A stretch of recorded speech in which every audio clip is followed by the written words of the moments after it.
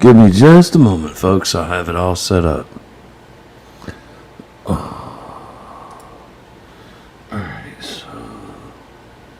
yeah, Blender.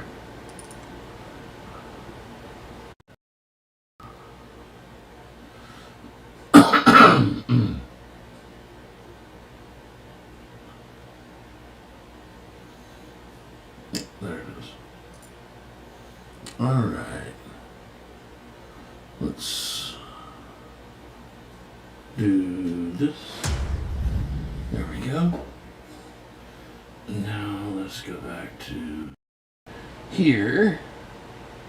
In this Blender tutorial, I will show you how to create this procedural tree bark material in Blender. So about a year ago, I made another tutorial on how to make procedural tree bark, but I really wasn't too happy with the result, and ever since then I've been wanting to create a really nice tree bark material. But it's been a year of creating procedural materials, and I really think I've improved my skills over the year, and so just recently I created this really cool procedural tree bark, and I really like this result, so that's what I'm going to show you how to create in this video. If you'd like to purchase this procedural material and help to support this channel, then you can do that over on my Gumroad store and my Patreon page. I'll have the links in the description. And you can also check out my Blender procedural material packs if you'd like to purchase more of my materials.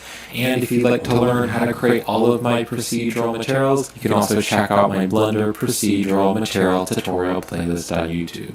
All the links are in the description. So real quick, I'm just going to show you what I have set up in the 3D space. So I like to preview my procedural materials on spheres. So I just added this icosphere and I subdivided the icosphere so it's nice and round. But then I also wanted to preview this material on a cylinder because it is a tree bark material. So it's going to be added on a tree stump or a tree trunk. So I just added this cylinder here and then I just kind of extruded and insetted the faces here. And I also gave it a lot of loop cuts, and that is because we are going to be using the displacements in the node editor to actually displace the mesh. So I do want it to be somewhat subdivided. So that's what I did in the 3D scene with these two objects just to preview the materials. And then I also added a camera and pointed the camera at the objects. Now for the lighting, I added in these two plane lights. So I added a big plane light right here on the side, and this object has an emission.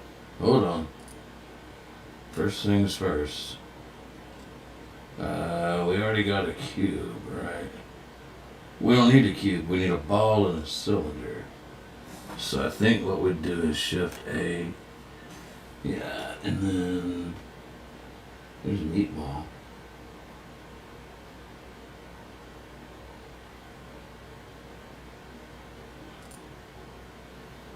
Ball. Move the ball. There we go.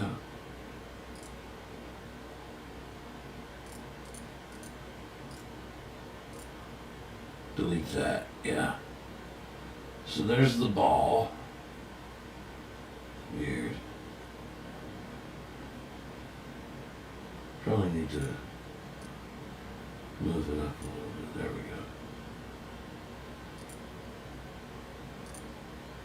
go. Alright, now shift a capsule. So what they're calling... I don't know, look at here. There we go. Crap. Cylinder, yeah, there we go.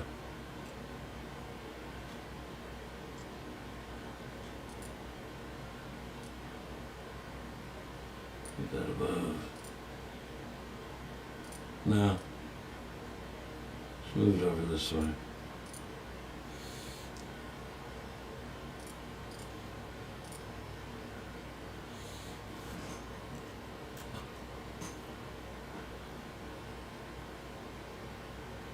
UV sphere.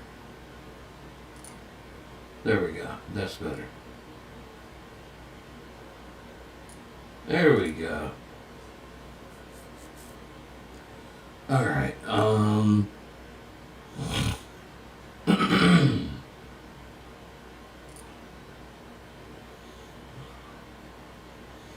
wait a minute, how did I get to that? want it to be somewhat subdivided. So that's what I did in the 3D scene with these two objects just to preview the materials. And then I also added a camera and pointed the camera at the objects. Now for the lighting, I added in these two plane lights. So I added a big plane light right here on the side, and this object has an emission material with a strength of 30, and also it just has a very light blue color just to give some natural light blue lighting. And then also I added in this plane right here, and this plane just has a subsurf modifier so that it is round, and then I also gave this an emission material with a strength of 30, and it's shining down on the objects to just get some nice bright lighting. And then also to get some really nice realistic lighting and reflections, I added in an HDRI. So this is the Loppenheim 04 1K HDRI. This is a free HDRI from polyhaven.com. Link is in the description if you'd like to download it. So I downloaded the 1K version and the HDR version, and then right here in the world settings you can click on the new button to add a new world, and then right here on the color you can click on the yellow dot and you can choose environment texture, and then just click on the open button and you can just add in the downloaded HDRI. And then to make it a little bit brighter, I just turned the strength up to like a 1.5, so this will give some nice realistic lighting and reflections on the object. Now I am going to be using the displacements in the node editor to actually make the bark bump out. And I would highly recommend that because it is really going to make the tree bark look much more realistic. So right up here on the render properties, you need to make sure this is set to cycles because the displacements in the node editor only work in the cycles rendering engine. So make sure you're using cycles. And then I am also going to be using the adaptive displacements. So if you want to use the adaptive displacements, you're going to need to change the feature set here to experimental, and this is again right over here in the render properties. So I'm going to change that to experimental. So then right over here on the modifier properties, I just added the subdivision surface modifier, so you can click on add modifier and just add the subdivision surface, and I added the subdivision surface modifier onto both of these objects. And then because we set the feature set to experimental, now that it's set to experimental, right back here in the modifier properties, we have the adaptive subdivision setting. So I just turned that on. And this way, where you're closer up, it's going to add more detail, but then if you're farther away, it'll add less detail. So on this tree trunk object right here on the cylinder, I turn on the adaptive subdivision, and I just set the dicing scale to 1. I think that's pretty good. And then on this object right here, I turned on the adaptive subdivision, and I just turned the dicing scale to 5. And that's just because this object is already pretty detailed, it already has a lot of geometry, so I didn't need to turn the detail up too high. Alright, so now I'm going to click on this object, and then right over here I have the shader editor, so I'm going to click on new to add a new material. And I can just rename this material to procedural tree bark. And then I want this object to be on the other object, so I can just click and drag this material and drop it onto this object as well. Alright, and then there is one more thing that we're going to need to do to get the displacements to work. You need to go right over here to the material properties, and then in the material properties you need to open up the settings tab. So you can see right here on the displacement, it just says bump only, but I want to click on this and I want to change it to displacement and bump. So this is going to tell the material that it can use the displacements. So I can just make this smaller and we can start making the procedural material. Just one more thing though before we start, I am going to be using the Node Wrangler add-on to preview the different nodes. So if you don't have the Node Wrangler enabled, you can just click right here on edit, and then you can open up the preferences, and then right over there on the add-ons tab, you can go over to the search and you can search for Node Wrangler and just check mark the Node Wrangler add-on. And I'll show you how to use it in the video. So let's start by creating the base texture for the tree bark.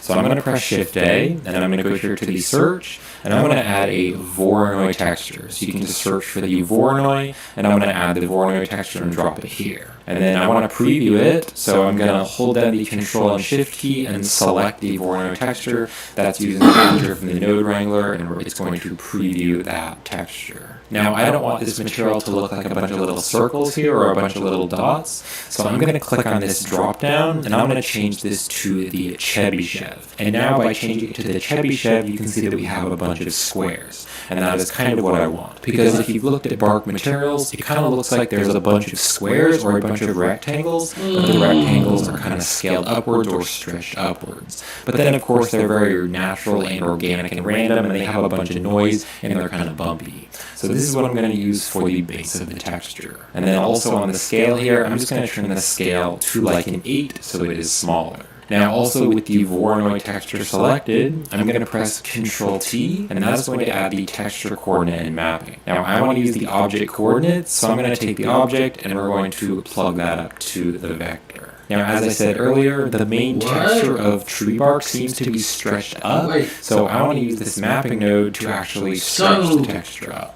So right here on the mapping node, on the very bottom one right here on the scale, I'm going to turn the Z scale to just like a 0.2. And now you can see that all those squares are actually going up and down. And that is starting to look a bit like tree bark. Of course, it isn't very natural or organic, it is very straight, so I want to add much more randomness and add more noise. So what I can do is I can add another texture here in between the texture coordinate and the mapping to actually distort the Voronoi texture. So I'm going to press Shift A, let's go to the search, and I'm going to search for a noise texture, and I'm just going to drop the noise texture right here between the texture coordinate and the mapping. So it's going through the vector, and so now the noise texture is actually distorting the displacement of the Voronoi. Now, I want to turn the detail all the way up to the max, which is 15, so there's lots of detail, and then I also want to turn the scale up to like 8. Now, there is a problem with this, and that is that it's distorting it way too much, so you can't even see those square shapes at all. So what I want to do is make the effect less strong. So I'm going to press Shift A, let's go to the search, and I'm going to search for the Mix RGB, and I'm just going to drop the Mix RGB right here after the noise texture. So I can now bring the noise texture down, and then I want to take the object from the texture coordinate and I want to put that into color 1. So then this noise texture is going to go into color 2. And make sure you put the color into color 2, not the factor. So now if I change the factor, you can see it's going to change how much is being affected.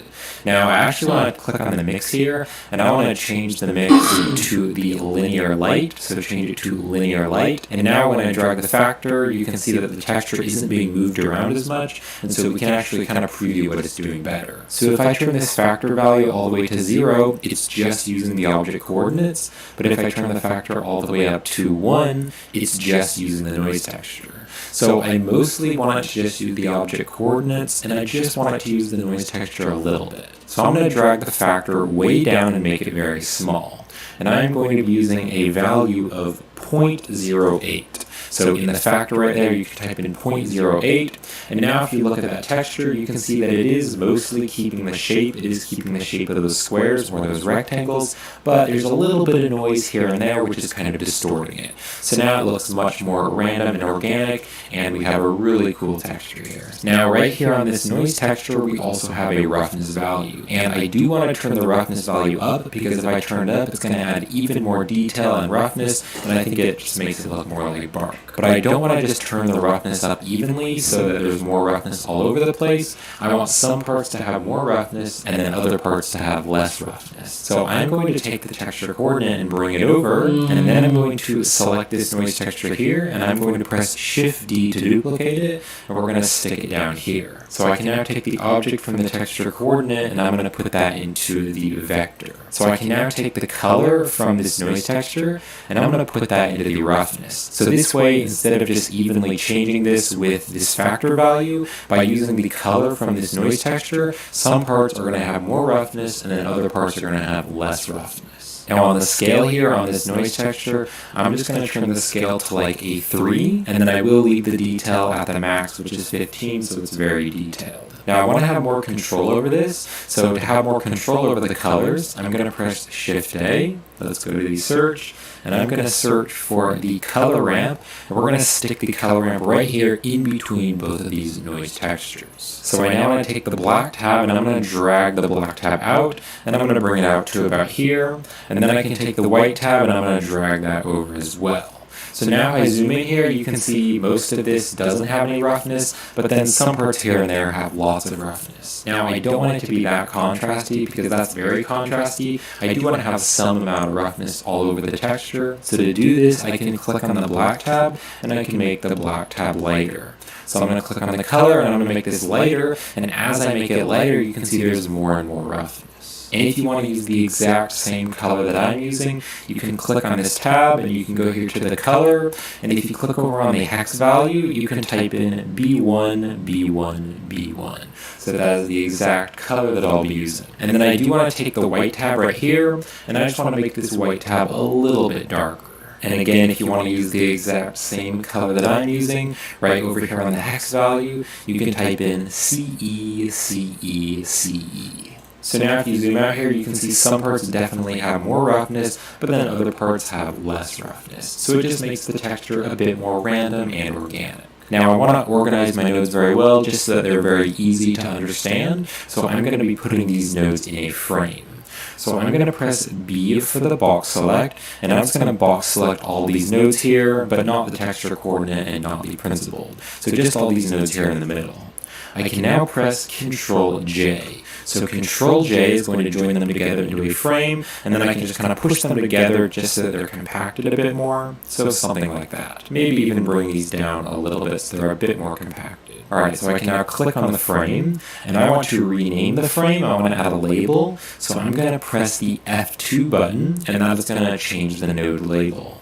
And I'm just going to rename this to like bark texture. Alright, bark texture. So that is the base of our bark texture. So what I'm going to do now is take the distance from the Voronoi, and I'm going to plug this up to the base color of the principled, and then I can also Control Shift and select the principled BSDF, and that is going to preview the shader. Now, of course, that doesn't look very much like bark because it's just black and white. So I want to add a color ramp in here to change the different colors and make it look like bark. So I'm going to press Shift A, and let's go to the search.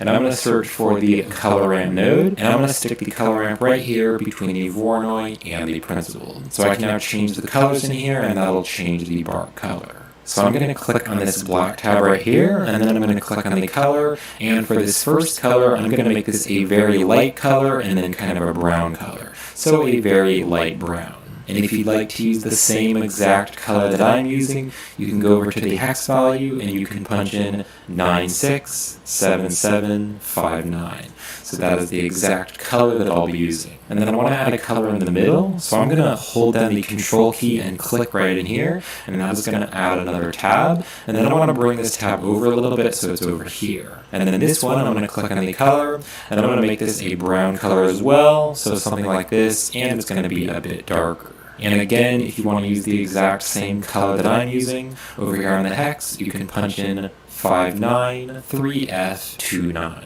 So that is the exact color that I'll be using. And then for this last one here, I want this to be brown as well. So let's make this a brown color, but this one is going to be very, very dark. And right over here on the hex value, if you want to use the same color, I'm going to be using a hex value of 0D0905. So just a very nice dark brown color. And I'm also going to just drag the black tab over a little bit so that it's just a little bit more contrasty. So now we have some really nice colors there for the bark. Now if you zoom in here, you can see the bark is kind of shiny, and I do want it to be pretty rough because bark is very rough. So I'm going to take the distance from this Voronoi texture, and I'm going to plug a wire into the roughness, and that way this texture here is going to control how rough it is. Now I want more control over this because I really don't have much control, so I'm going to press Shift A, let's go to the search, and I'm going to search for another color ramp, and let's just stick the color ramp right in here between the Voronoi and the roughness. So just stick it right there. So I can now change the colors of the color ramp, and that's going to change how rough or shiny the actual bark is. So if I make the colors lighter, then it's going to be more rough. So I can click on the black tab right here, and I can make this brighter and brighter, and you can see that now it is much more rough. And if you want to use the exact same color that I'm using, you can click on this tab right here and go to the color, and I'm going to be using a hex value of B3, B3, B3. And then also right over here on this white tab over on the other side, if you want to use the same color that I'm using, you can go to the hex and you can punch in ED, ED, ED. So this is basically just a white color, but it's very, very slightly gray. So now you can see that tree bark is very rough, and that looks much more realistic. So the next thing that I want to create is the moss. So I'm going to be creating the moss right up here.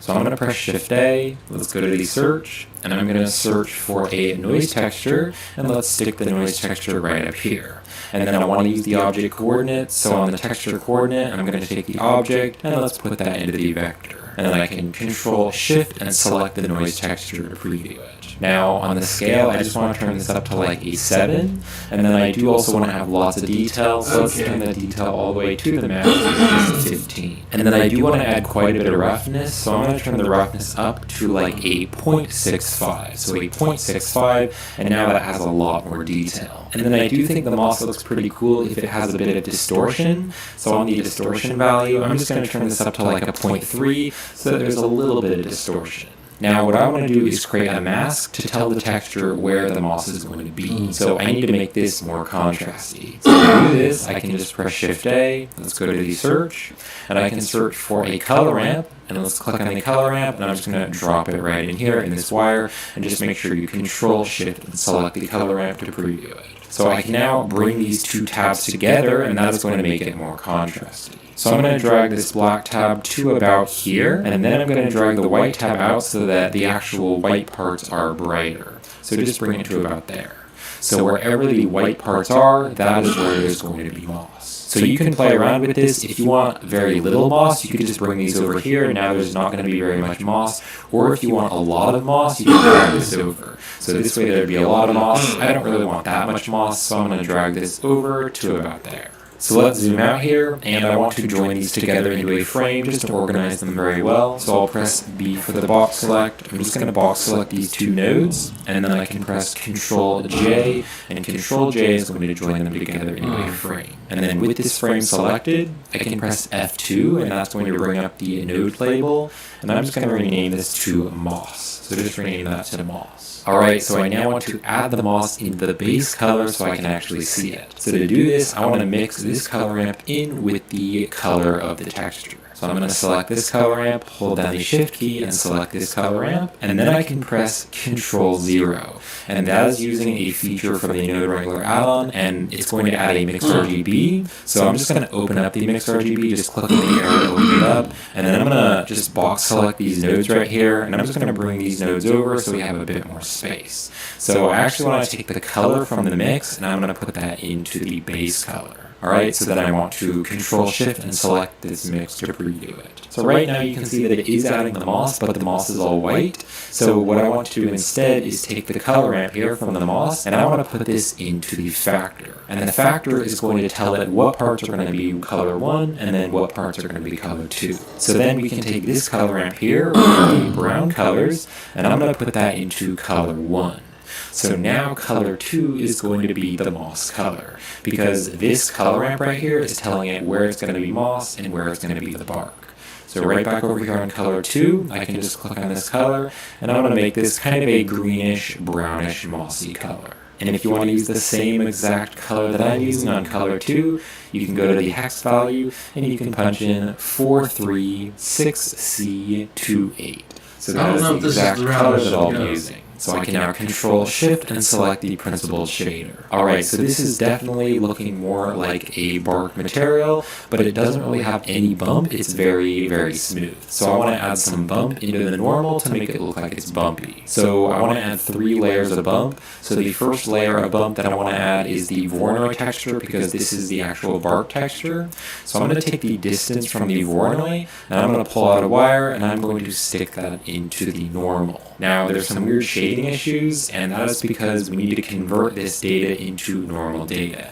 Because this is just black and white data, but this actually needs to be normal data. You can see that as a purple dot there. So to convert this to normal data, I can press Shift A, let's go to the search, and I can search for the bump node, and we're going to stick the bump node right here.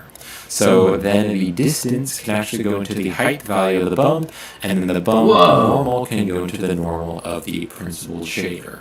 And this way it's going to convert it to normal data, so now you can see that looks very bumpy, and that looks really nice. And also I can rename the bump node, so if I click on the bump node to select it, I can press F2, and I want to rename this to bark bump. So just rename that to bark bump. Now this is a bit too strong and I want to make it a bit more subtle, so let's turn the strength value on this bump node to just like a 0.35. I think a 0.35 is pretty good, so now that's not quite as strong. Alright, now I also just want to add some noise all over the texture just to make it look more organic and natural. So I'm going to press Shift A, let's go to the search here, and I'm going to search for a noise texture, and we're just going to stick the noise texture right down here. Now I want to use the object coordinates, so we're going to take the texture coordinate, we're going to take the object, let's pull out a wire, and I'm going to drag this all the way over, and we are going to plug this into the vector of the noise texture. And then I can Control Shift and select the noise texture to preview it. So let's take the scale here on the noise texture, and I'm just going to turn that to like 4, and then I'm going to turn the detail here all the way up to the max, which is 15, so it is very detailed. And then I do want a little bit more roughness, so let's turn the roughness up to like a 0.6, so it has even more detail. Alright, so I now want to take this noise texture and I want to plug it into the bump just to give the entire texture a little bit of bump. So I'm going to take this bark bump, I'm going to take this node, and I'm going to press Shift D to duplicate it, and I'm going to drop it right here. So the normal can just go through the normal because it's already been converted to normal data from this one. So we now have this extra height value that we can add data into. So I'm going to take the factor from the noise texture and I'm going to plug that into the height, and then I can Control Shift and select the principled shader to preview it. So now it's just adding some procedural noise all over the texture. Now if I click on this bump node, I can also press F2 to rename this, and instead of it being bark bump, I just want to rename it to noise bump. So now it says noise bump. And then I do want to make it a bit more strong, so on the strength value, let's just turn this up to like a 0.4 so it's a bit more strong. And actually, if you Control Shift and select the different bump nodes, you can actually preview what they're doing. So that's what the first one is doing, and then Control Shift and select this bump node, and that's what the second one is doing. Now I want to add one more layer of bump, and that's going to be the moss. Because if I Control Shift and select the principled shader, if I zoom into the moss, you can see the moss isn't really popping out, but I do want the moss to look like it's bumping out. So I'm going to take the color ramp here from the moss, and I'm going to put that into the normal as well. So let's take this bump node, and I'm going to press Shift D to duplicate it, and I'm just going to drop it right here. So again, the normal can just go through the normal, so we now have this extra height value that we can plug data into. So I'm going to take the color from the color ramp, and I'm going to bring this way down, and I'm going to stick it right there into the height value. And then if I click on this last bump right here, I can press F2 to rename this, and I don't want to rename it to noise bump, I want to rename it to moss bump, because it is the bump for the moss. And then I do want it to be popping out quite a bit, so I'm going to turn the strength value all the way up to 1.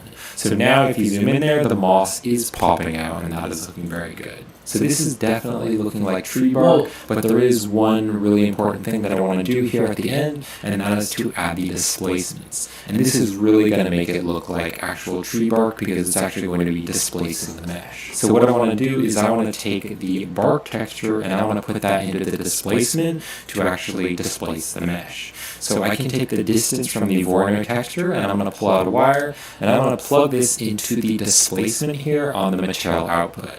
Now, it's going to do something, but you can see that that's really weird and that's all messed up. It's like shooting out in a random direction. And so that is because this is just black and white data, but this needs to be displacement data. So just like we did with the bump nodes, I need a node in here to actually convert it to displacement data.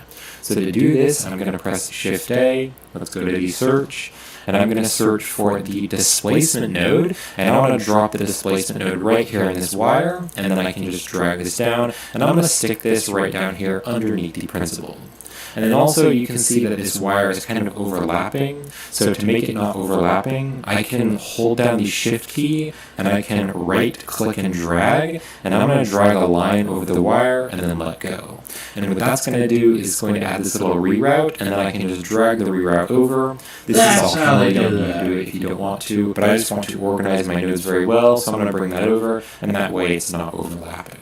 Alright, now if I zoom in here, you can see it's not really doing anything, and that is because I actually need to take this wire and I want to put it into the height value instead. So the Voronoi texture from the bark texture needs to be going into the height value of the displacement, and now you can see that it's actually working. So that is looking pretty cool, but it is way too strong. So I'm going to take the scale value and I'm going to turn this way down to like a 0.14. So just change it to like a 0.14. I think that is a good size. We'll just wait for that to load up. And there we have it. So I'm just going to zoom into this object here, make this a little bit bigger. So you can see it's actually displacing the mesh, and so that looks very cool. And it really does look like procedural bark. You can see those little bits there are kind of popping out here and there, and it looks good from all sides. So even if you look at this on the side of the cylinder or the back of the cylinder, it has a really nice texture there, and I really like how that is actually popping out of the mesh. And that is it. So that is the procedural tree bark material.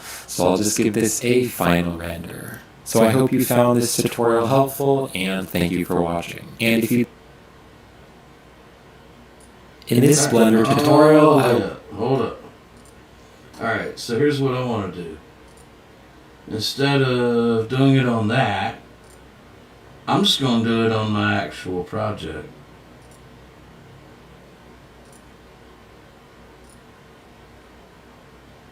Which is the tree. I believe we can make this work the same. If I don't freak out.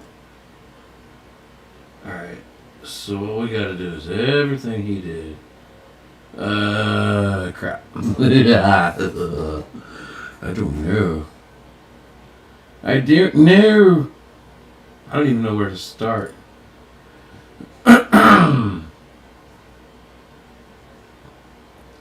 Let's find out where.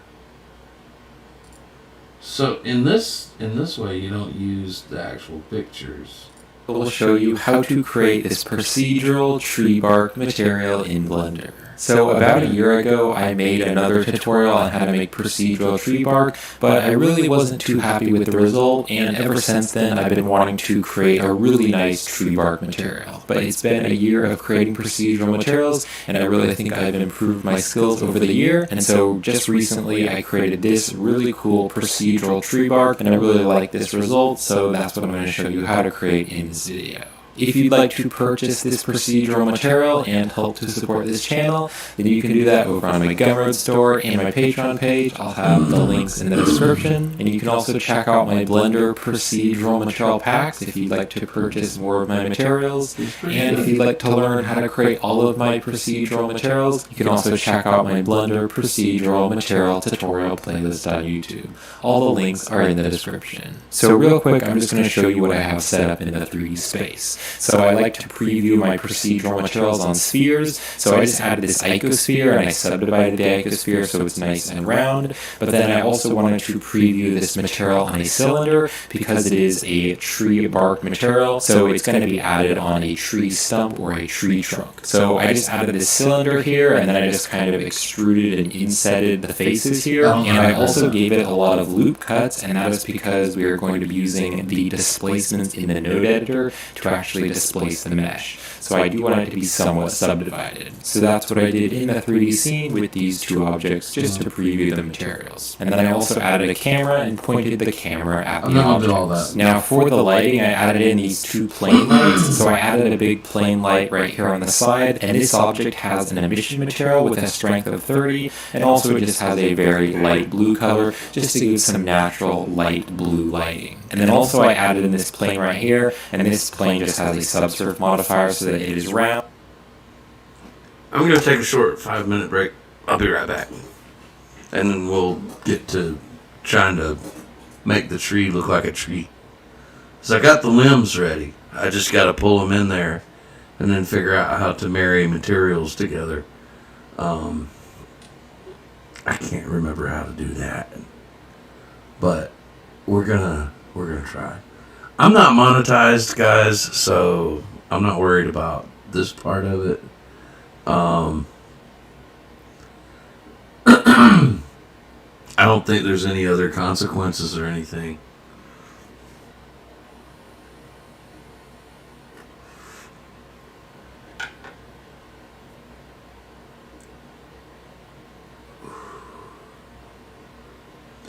I will say it just to be a good sport and to, be polite.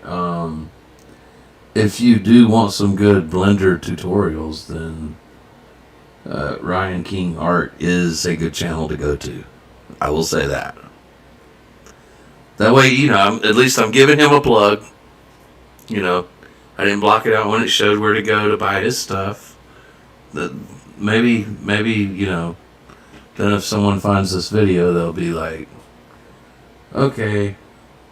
I don't know. Anyways, I'll be right back.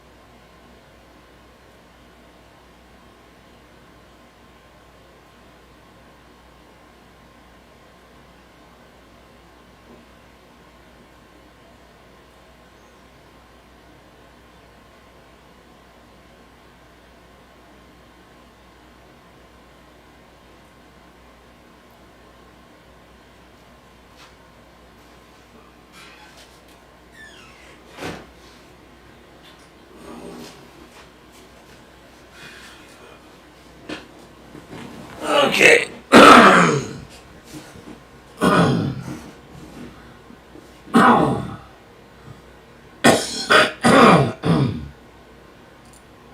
And then I also gave this an emission material with a strength of 30, and it's shining down on the objects to just get some nice bright lighting. And then also to get some really nice realistic lighting and reflections, I added in an HDRI. So this is the Loppenheim 04 1K HDRI. This is a free HDRI from polyhaven.com. Link is in the description if you'd like to download it. So I downloaded the 1K version and the HDR version. And then right here in the world settings, you can click on the new button to add a new world. And then right here on the color, you can click on the yellow dot and you can choose environment texture. And then just click on the open button and you can just add in the downloaded HDRI. And then to make it a little bit brighter, I just turned the strength up to like a 1.5, so this will give some nice realistic lighting and reflections on the object.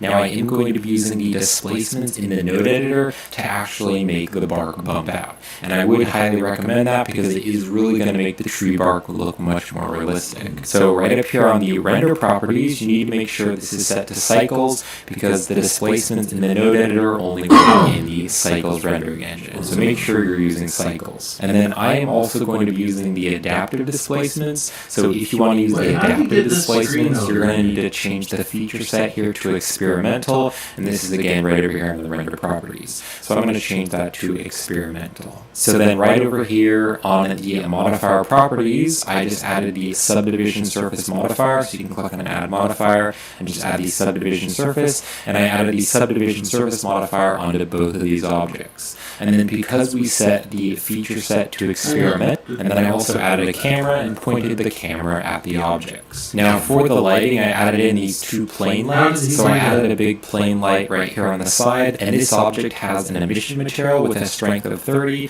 and also it just has a very light.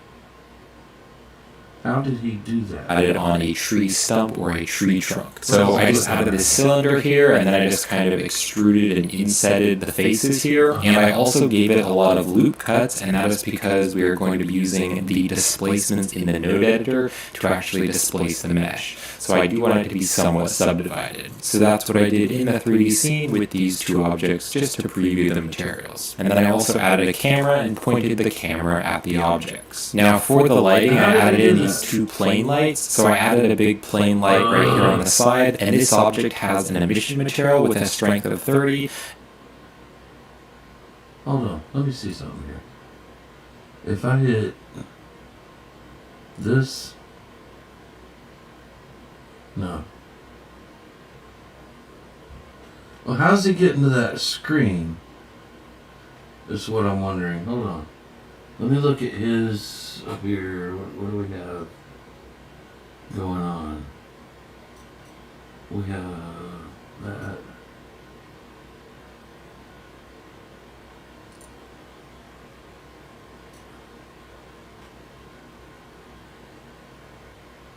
Mine is different. Yeah, okay, object.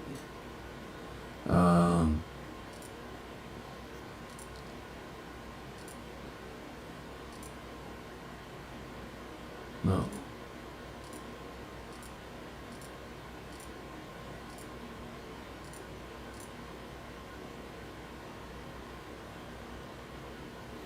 Well, what?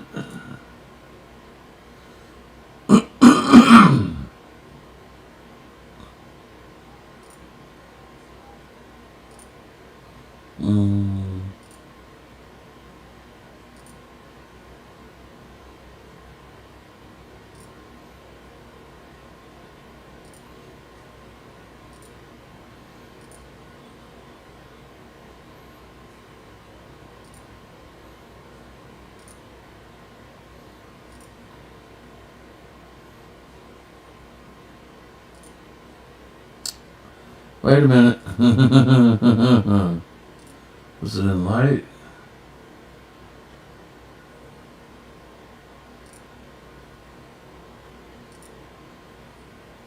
Cycles. There it is. Cycles. That's what I was looking for.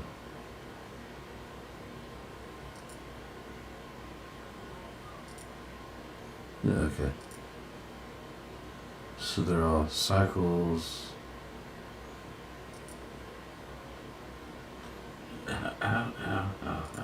How? Okay, what exactly? And also it just has a very light blue color, just to give some natural light blue lighting. And then also I added in this plane right here, and this plane just has a subsurf modifier so that it is round. And then I also gave this an emission material with a strength of 30, and it's shining down on the objects to just get some nice bright lighting. And then also to get some really nice realistic lighting and reflections, I added in an HDRI. So this is the Loppenheim 04 1K HDRI. This is a free HDRI HDRI from polyhaven.com. Link is in the description if you'd like to download it. So I downloaded the 1K version and the HDR version. And then right here in the world settings, you can click on the new button to add a new world. And then right here on the color, you can click on the yellow dot and you can choose environment texture. And then just click on the open button and you can just add in the downloaded HDRI. And then to make it a little bit brighter, I just turned the strength up to like a 1.5. So Hang on. Where was that thing that said cycles? Yeah, here, and then what was he messing with? Something to do with the HDR or whatever.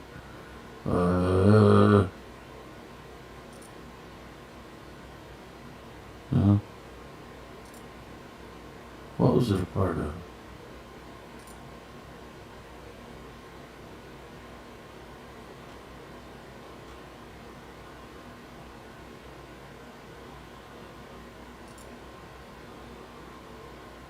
No, that wasn't it. No. No. Nope.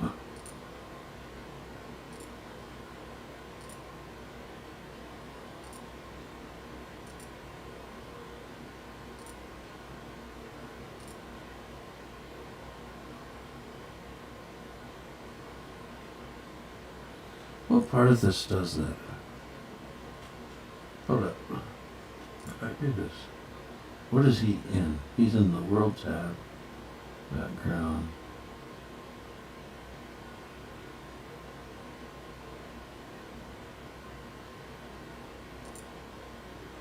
World tab.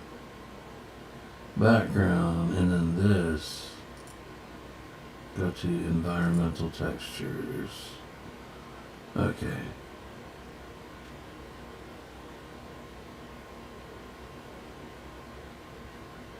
That's kind of weird looking like it is, huh?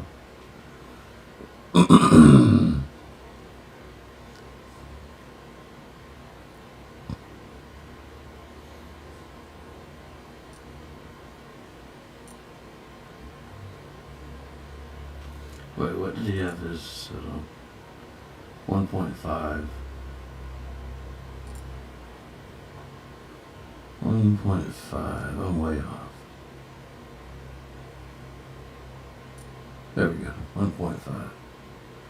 That's, I guess that's better. I don't know.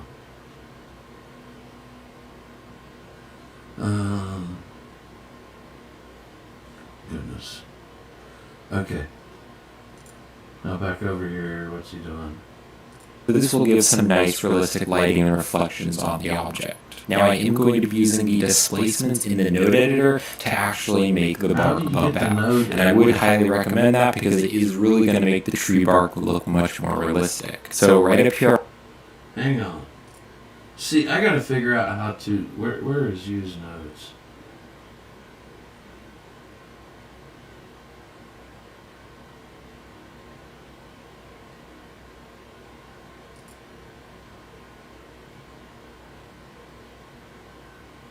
Huh? Whoa, what did I just do?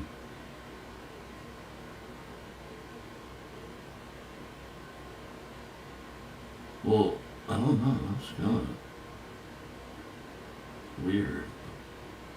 Is it not? Could call it an alien tree and just leave it like that.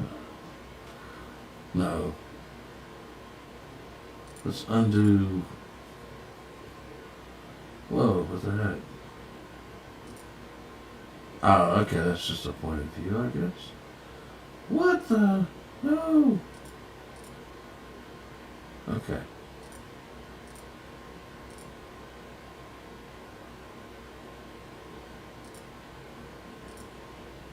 See, I've got to figure out how is he.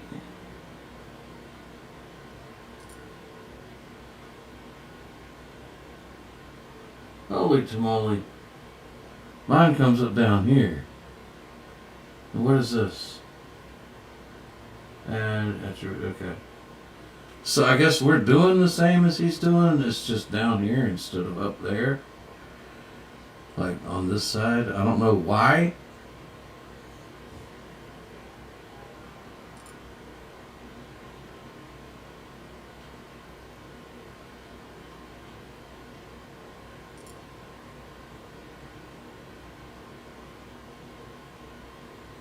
Here on the render properties, you need to make sure this is set to cycles because the displacements in the render only work in the cycles rendering engine. So make sure you're using cycles. And then I am also going to be using the adaptive displacements. So if you want to use the adaptive displacements, you're going to need to change the feature set here to experimental. And this is again right over here in the render properties. So I'm going to change that to experimental. So then Oh, that's something I forgot to do too. So the render, that's not it. That's it. Supported, we want to do experimental. There we go. Alright. So now what?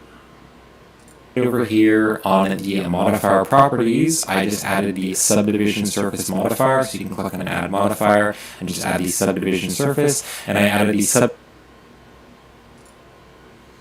Okay, modifier, blah blah blah. That's not it. Was it up? No. Dead burn it. Which one was it again? It's the wrench. The wrench. Here we go. Add modifier. What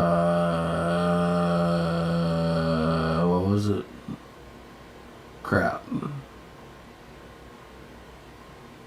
Subdivision surface, right? Yes. Why is it not? Oh, don't do this. Come on now. Come on now, baby. Kick in, kick in.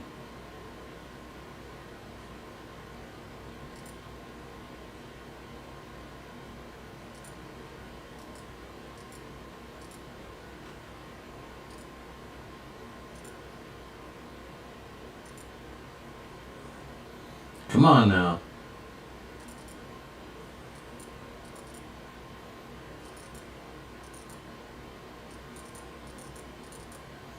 Oh, I think we crashed. That's not good. Right in the middle of this, and I don't think it has an autosave. That sucks. It sucks.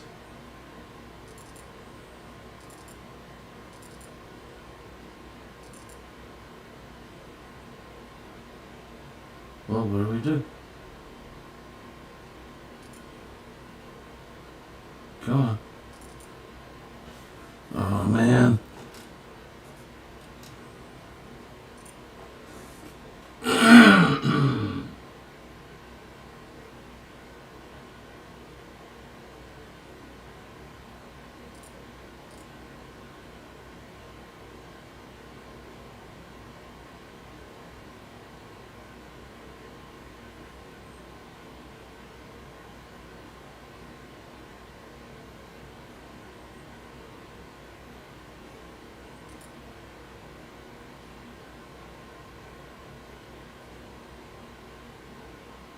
Hmm.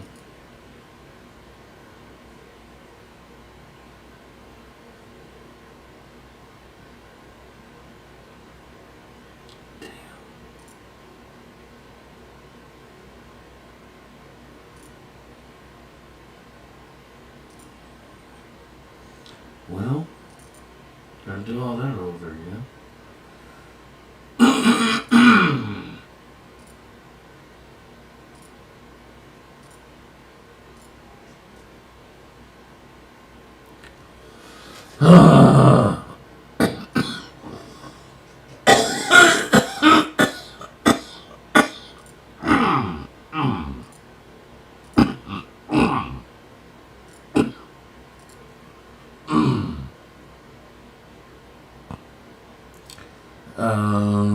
Let's see if I can remember.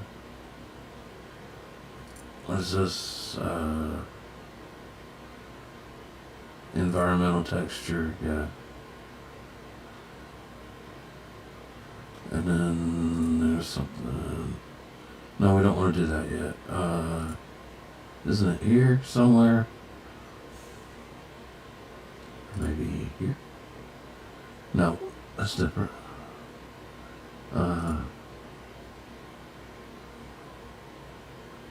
I may have to back him up and do whatever he did again.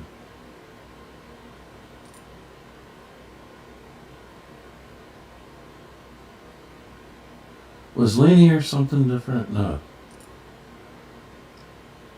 No, I think all that he kept. He put this at 1.5, yeah. And then the rest, we don't want. I don't think we want to add modifier yet, do we? Hold on. Original sculpt node, yeah.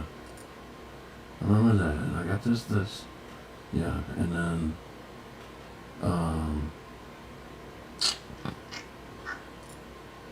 man, we were almost there.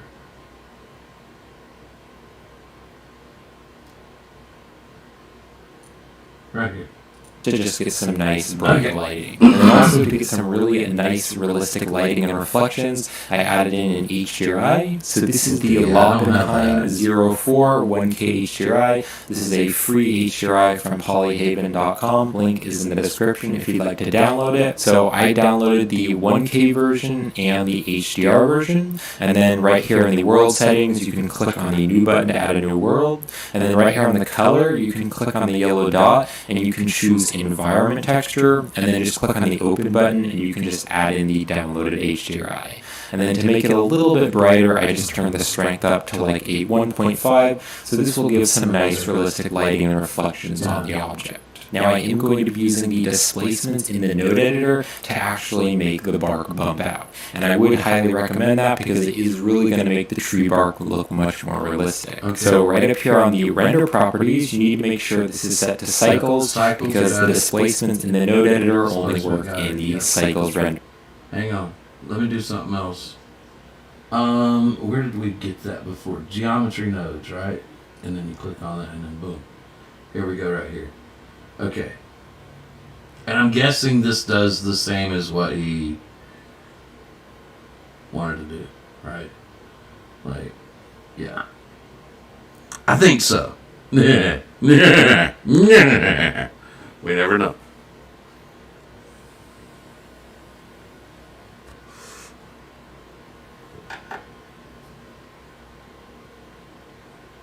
Oh.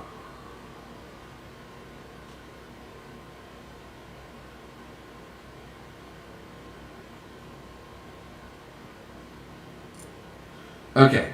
What, and what? Engine. So make sure you're using cycles. And then I am also going to be using the adaptive displacements. So if you want to use the adaptive displacements, you're going to need to change the feature set here to experimental. And this is again right over here in the render properties. So I'm going to change that to experimental. So then right over here on the modifier properties, I just added the subdivision surface modifier. So you can click on add modifier and just add the subdivision surface. And I added the subdivision surface modifier onto both of these. Hang on. File. Save. Okay. We're saved. Alright, now.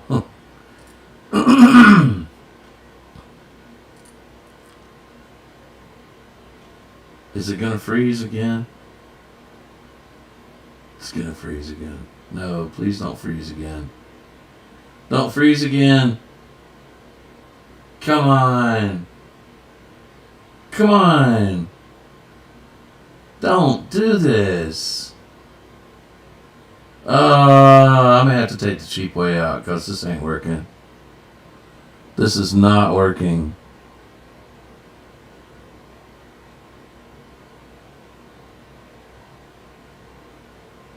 This isn't good.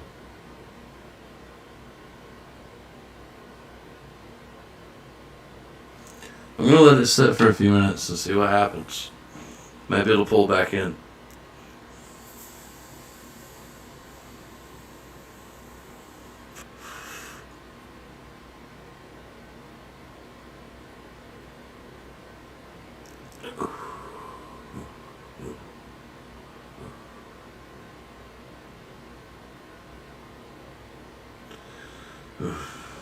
Come on.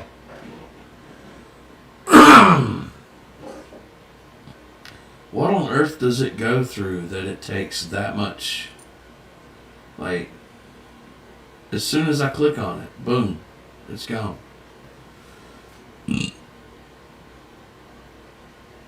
This isn't good, guys. This is not good at all. No, I've got an update pending. I bet that has something to do with it. Stupid thing.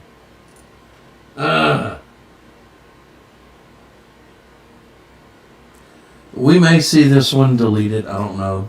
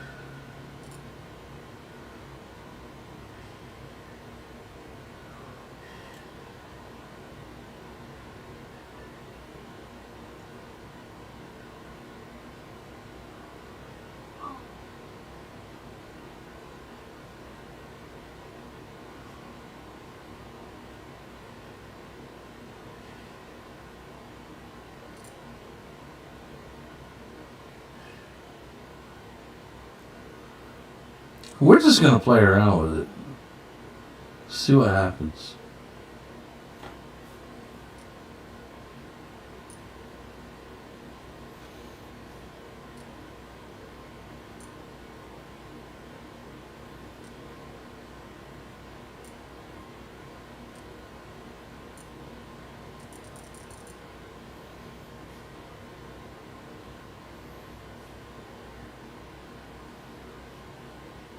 It didn't do anything really.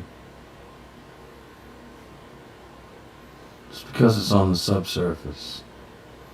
What's up? What's up? What's up? What's up?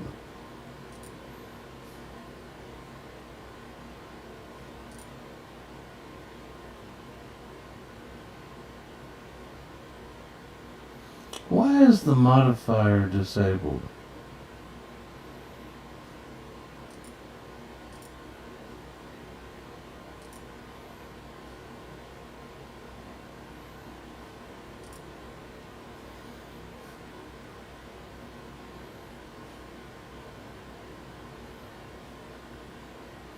Oh yeah. I do not know what I'm doing.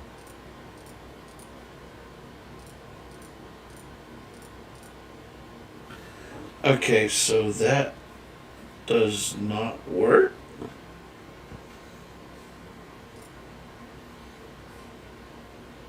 What happens if I hit bevel? What does bevel do? Bevel 2. Oh, 34. Uh-oh. Oh, it did something. What did it do? We don't know. Offset, vertical. Let's do vertical. Why is this so slow, I wonder?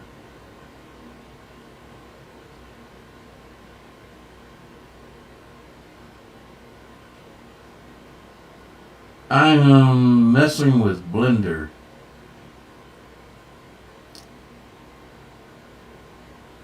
Actually, Blender's messing with me. There we go. We are frozen again.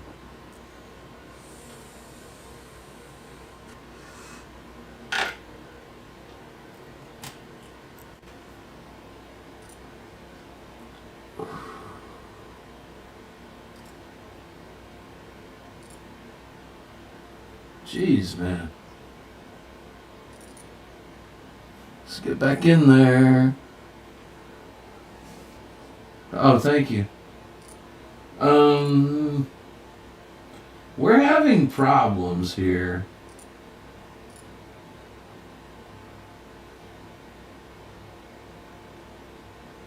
When I go to add modifiers, now what he was saying to add is subdivision surface, right? Every time I select it, it freezes up. We're going to try it again. Alright, I'm not going to touch anything. And see if maybe it's just slow to load. I don't know. This is a problem, though.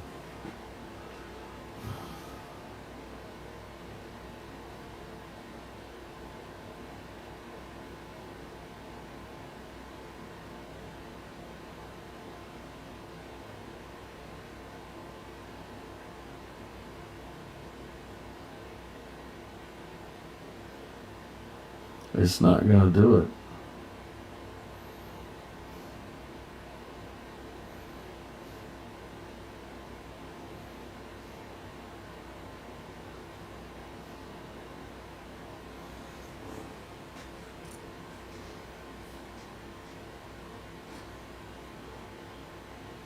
Jeez, man.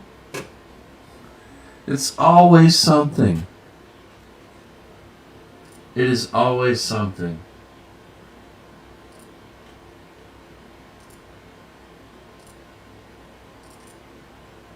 Jump back in. Hang it.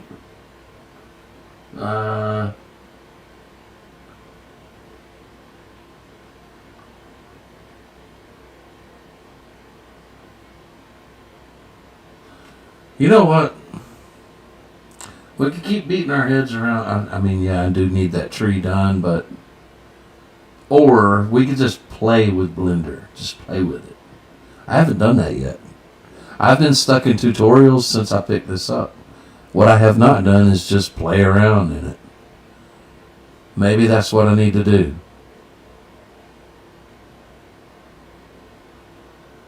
Maybe that's what I need to do.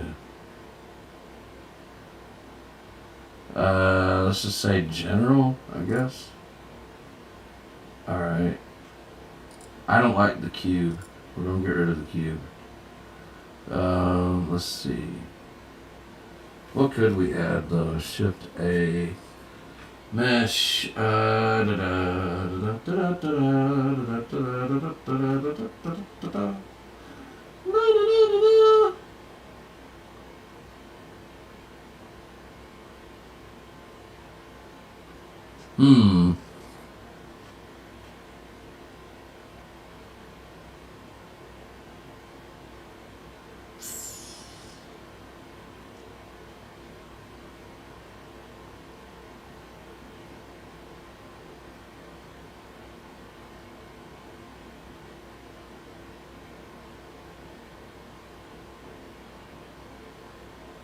What is meatball? And what is ellipsoid?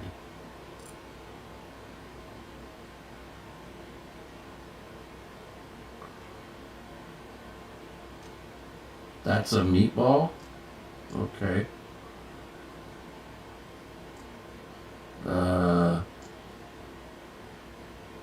Alright.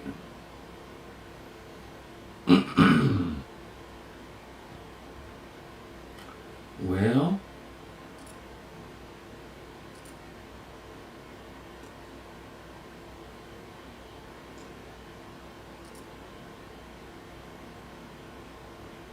Where's sculpting? Where's all my sculpting stuff?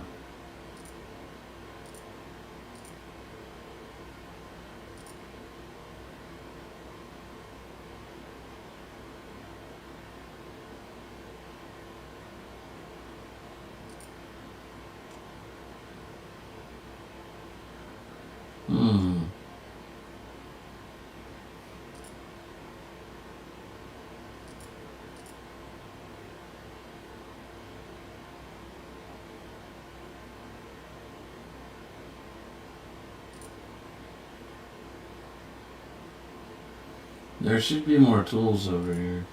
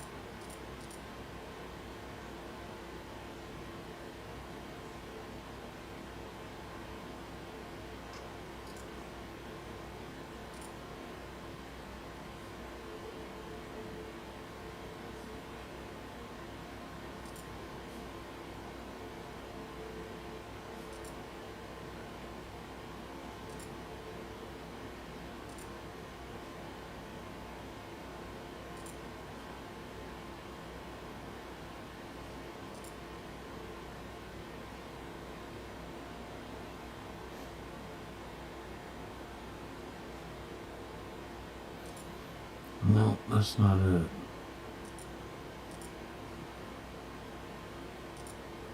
No.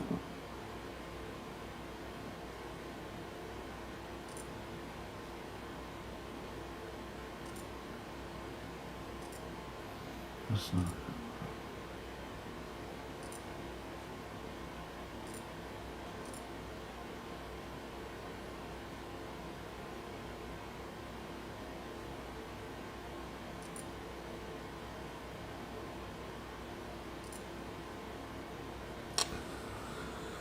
Wait a minute.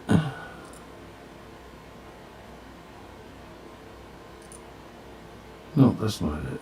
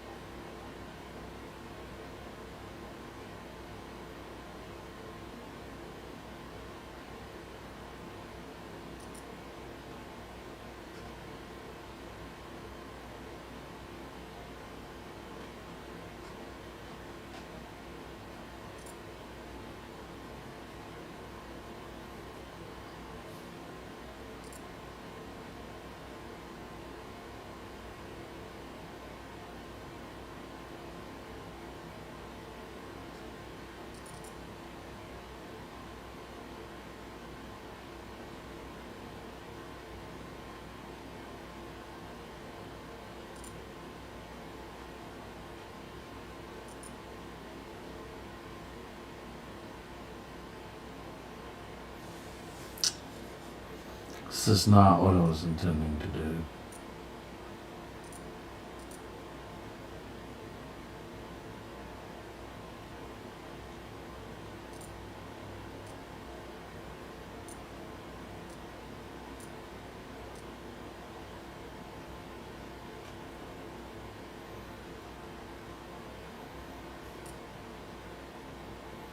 Um,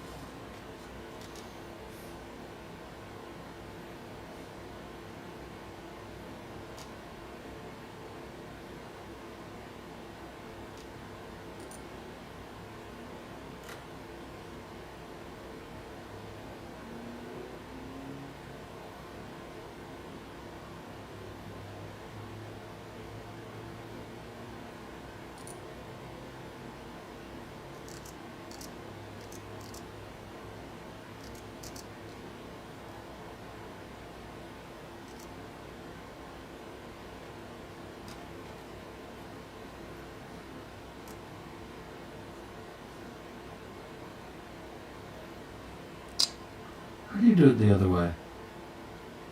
Was it Z? No.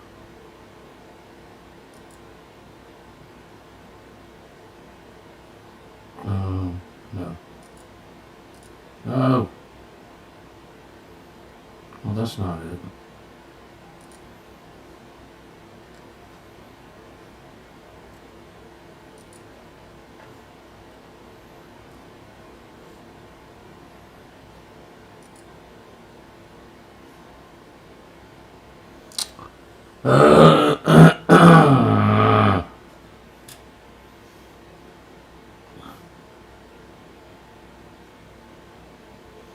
No, it's over here.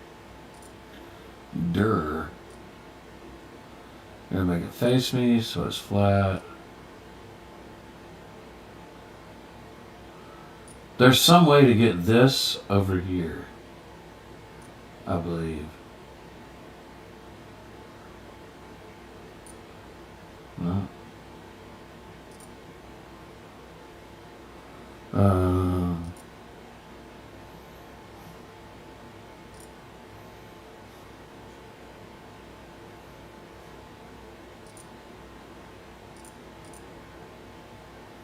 Look. What is that? Oh, well, that's handy, I guess. What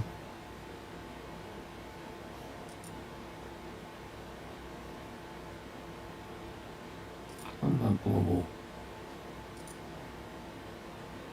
I don't even know.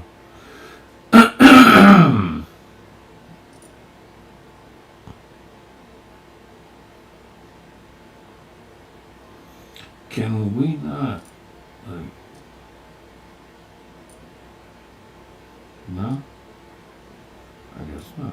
What is that for? What is that for? That's weird. No, I didn't mean for that. Oh my goodness. Ah! Alright, what do I do over here? What is this? What's this? Wait a minute. Hold up.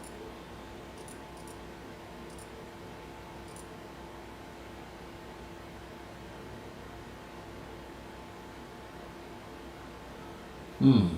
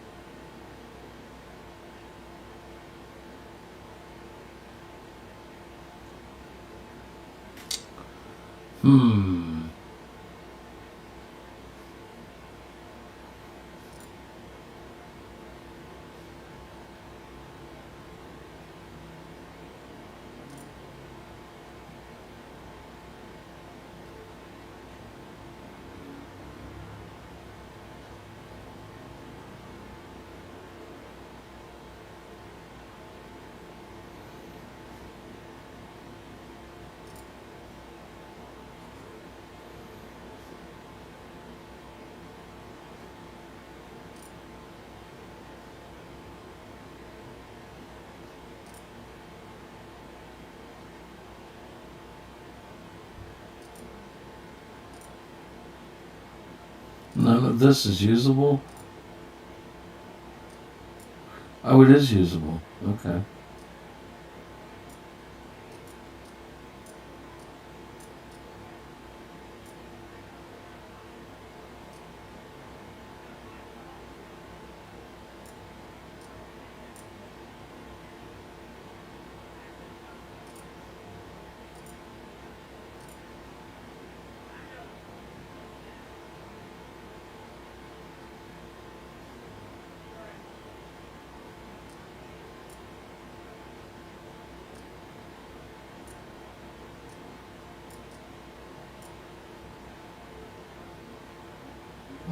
I don't think. Hold on. Let's do a new sculpting. Don't save. Okay. Now,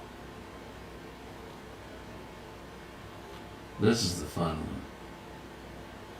All right. So let's see. So I'm gonna take the snake hook. Hold on just a minute, I gotta check the door.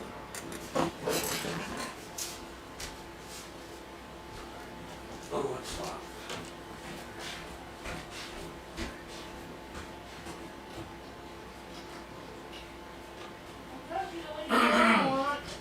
Yeah, I forgot. Mm-hmm. Here's some. Well, shit! What? I feel the love. I love you, and I'm also alive. Okay. Okay. All right. We're just gonna jump in. How about that? I'll pull. Oh my god. That's weird. No, let's undo that. Undo. Undo. Something's up with this.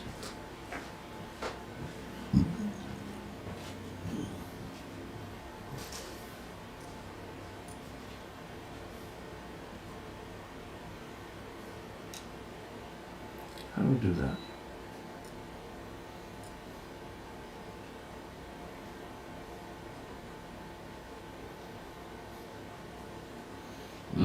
I can't remember.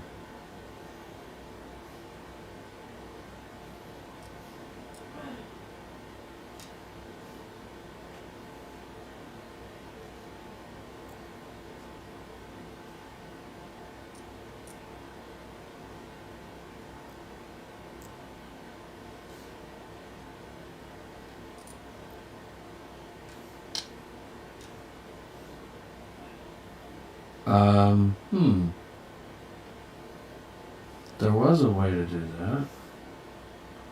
How did I do that before?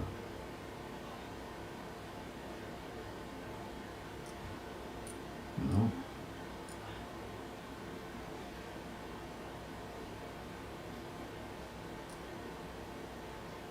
Ah, there we go.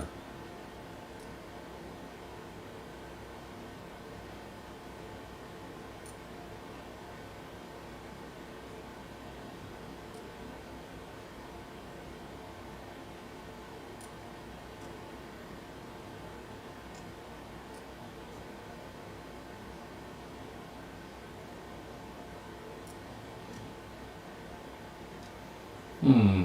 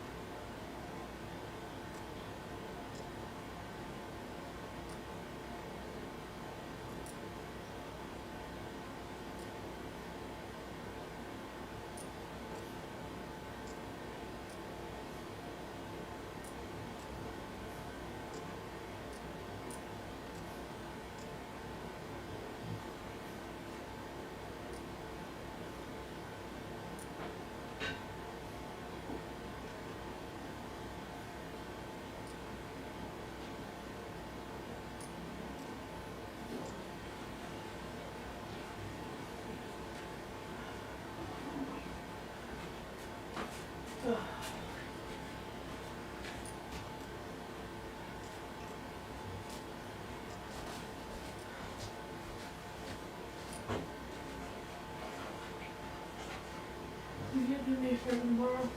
What? Check the mail for me tomorrow Okay. before you pick me up. Okay.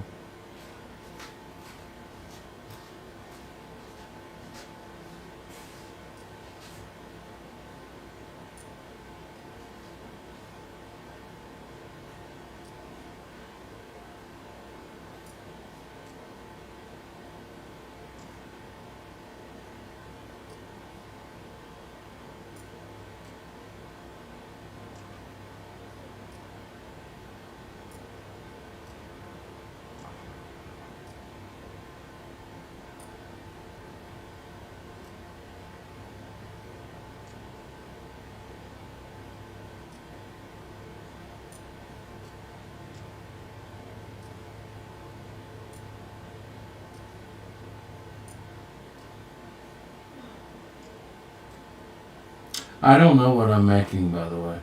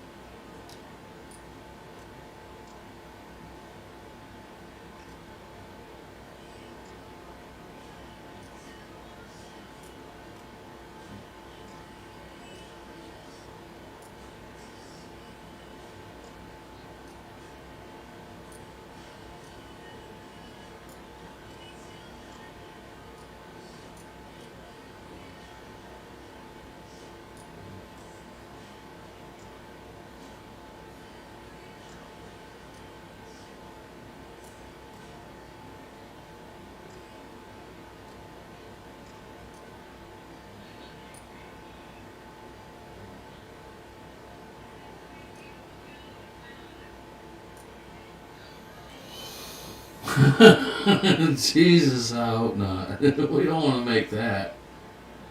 Oh, goodness. Alright, so how are we going to do the thing to the thing? What is these? Clay? What does clay do? Okay. We don't want to use clay now.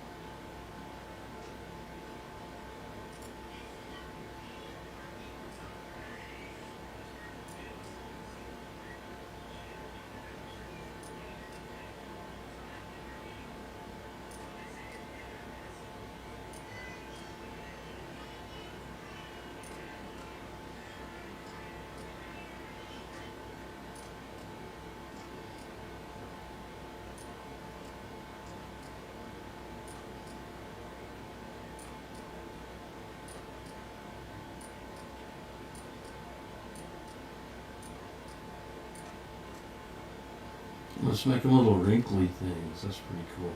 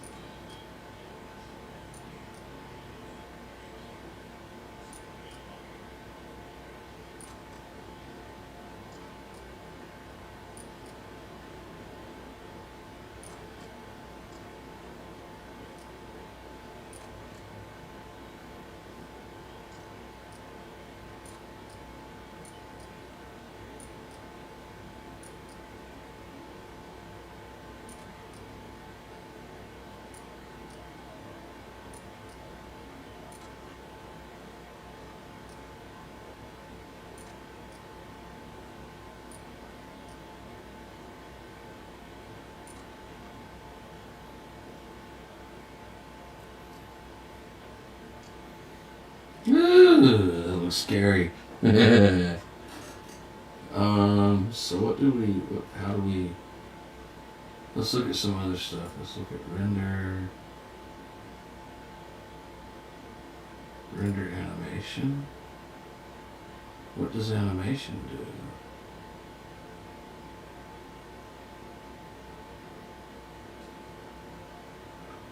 I've never even been in the animation screen, so.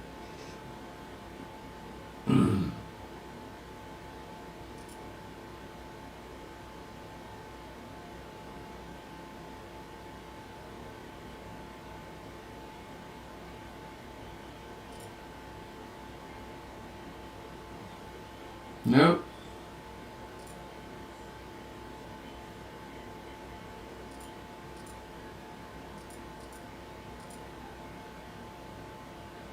How do I make it stop?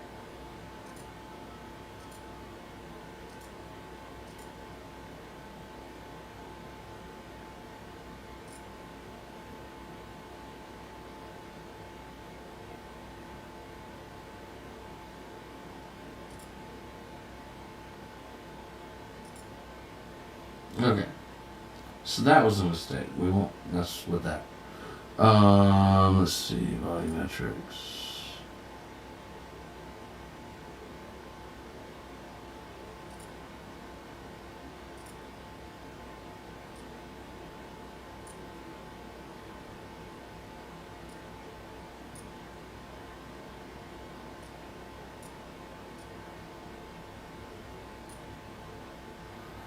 Hmm.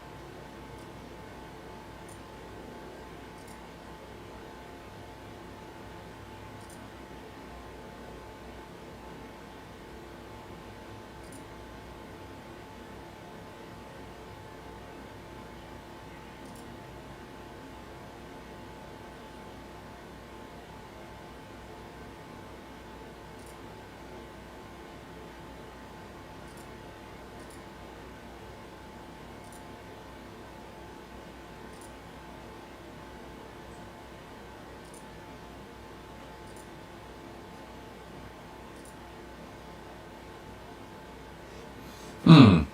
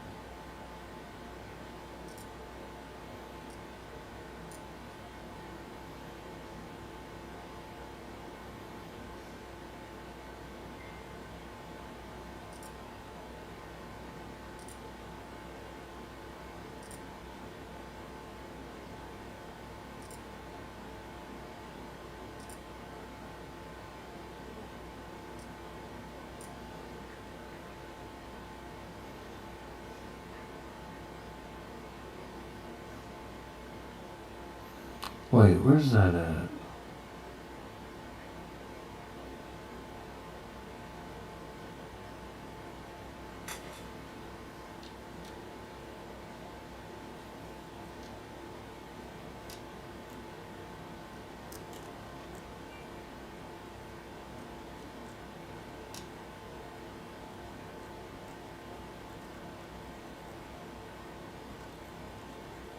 That's weird.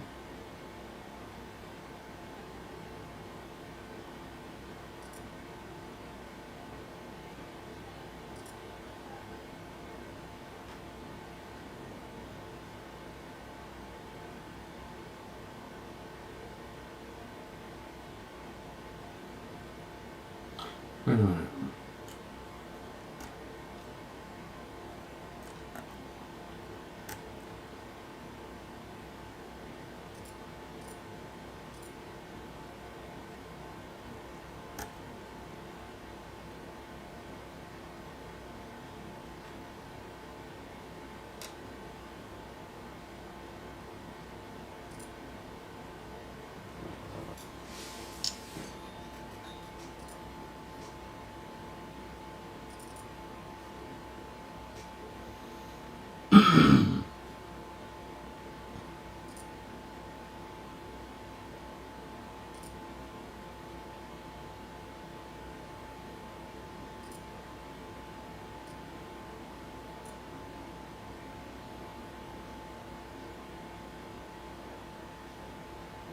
I did something wrong.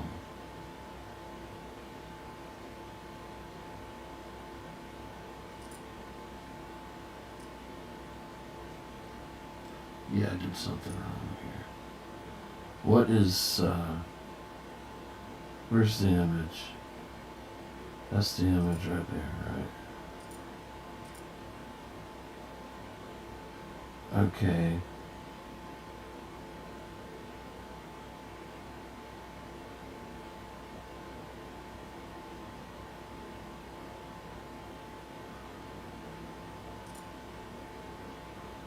Maybe it's this one.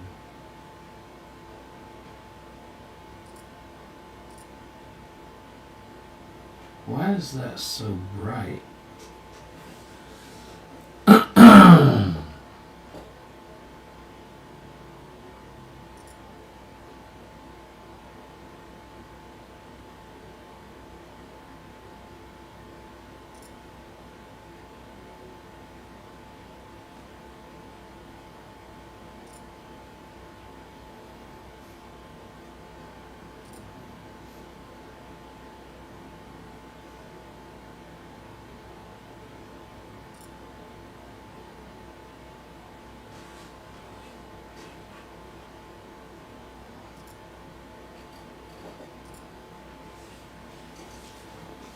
Hmm.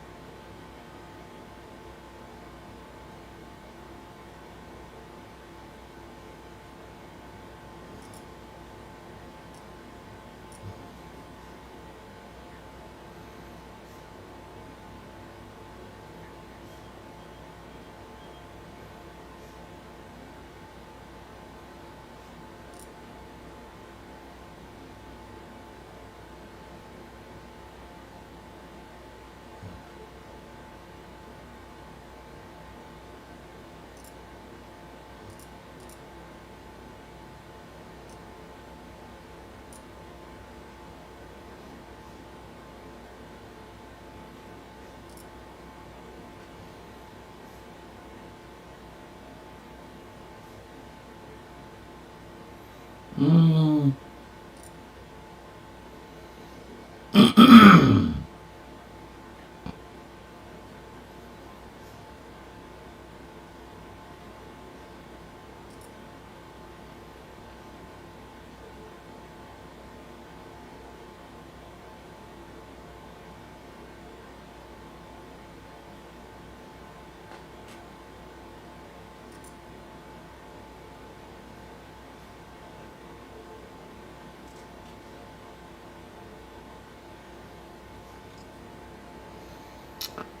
Huh.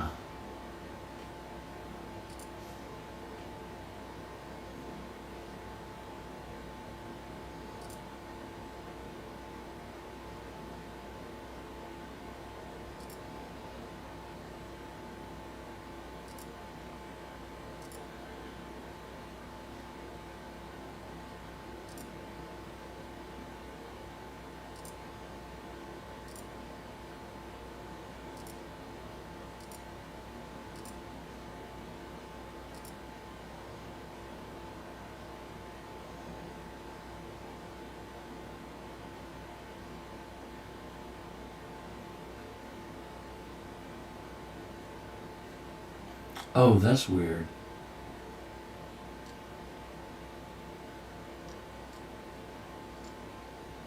Wow, okay. That's really weird.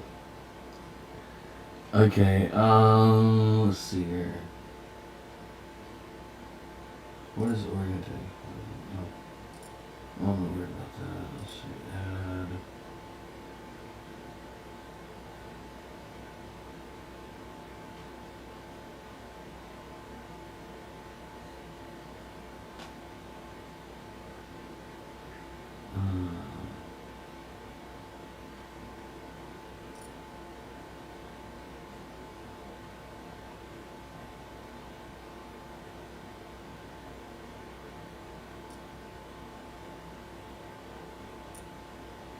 I don't know what that does.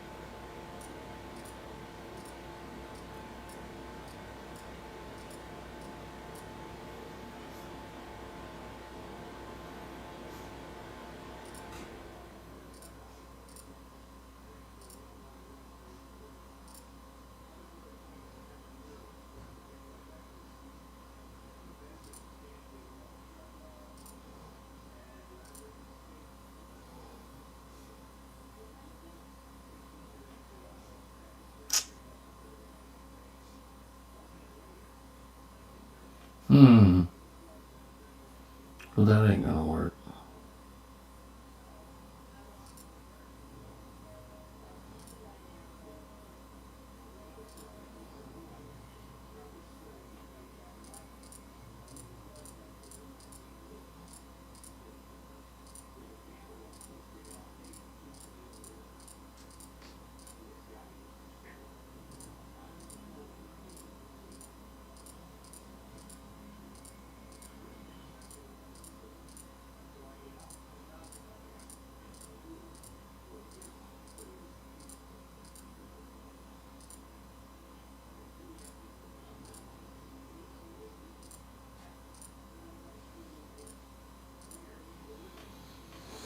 Okay.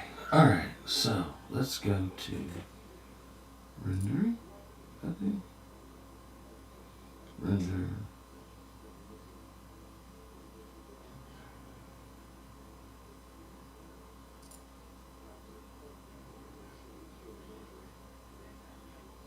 Well.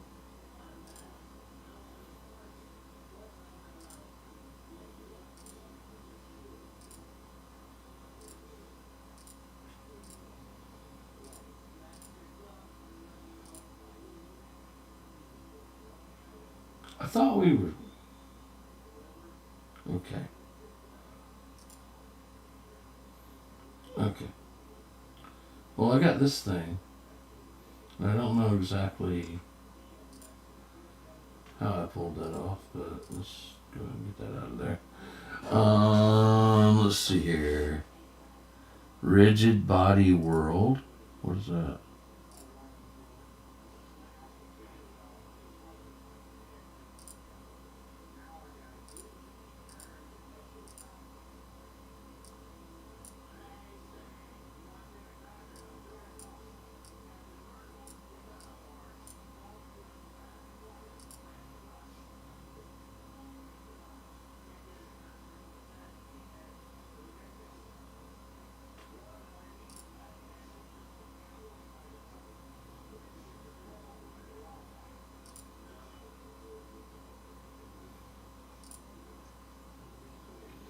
Hmm.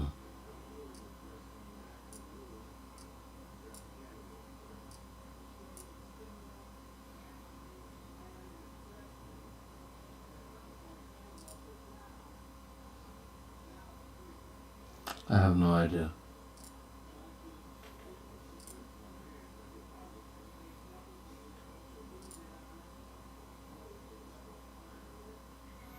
Texture field? Would this be like global? So, well, yeah.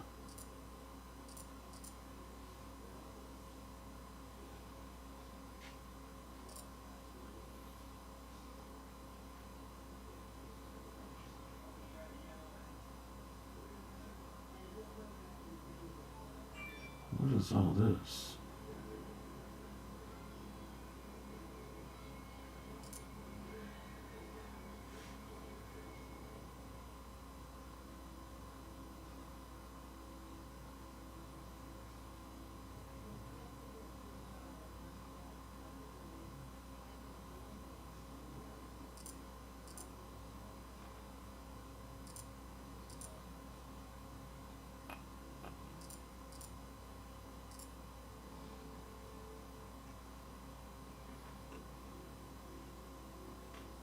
Eh.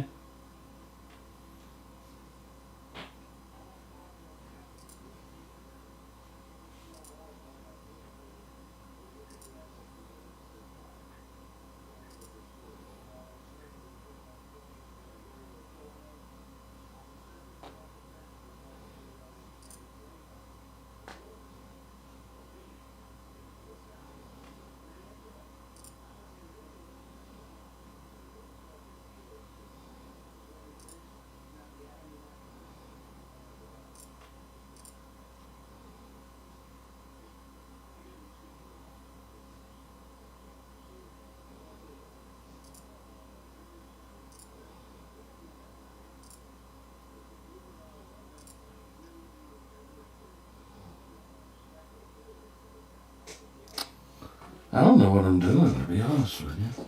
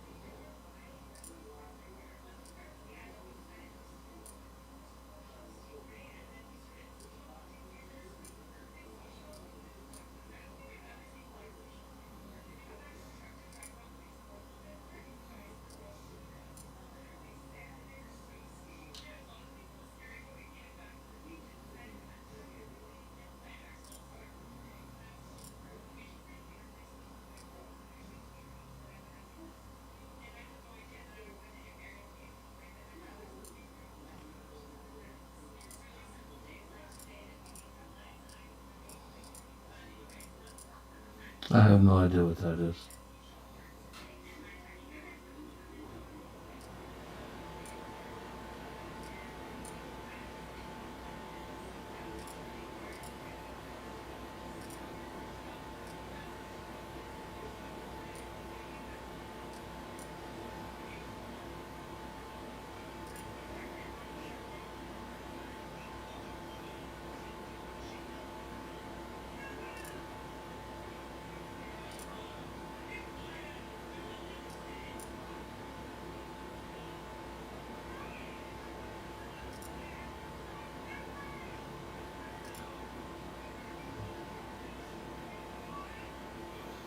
What is all this? I have really...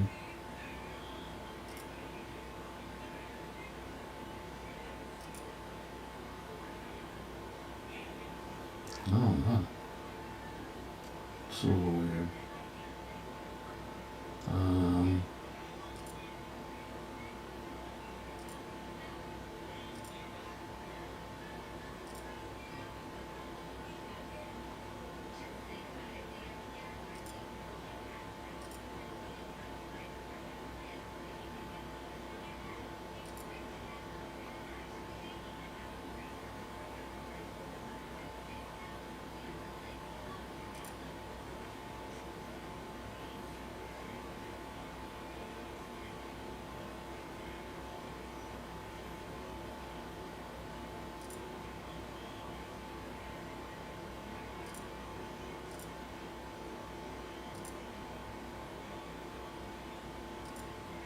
Yeah, okay.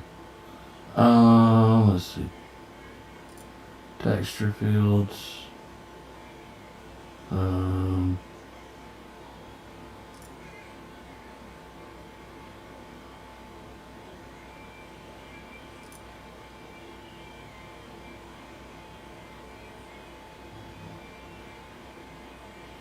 ain't messing with all that.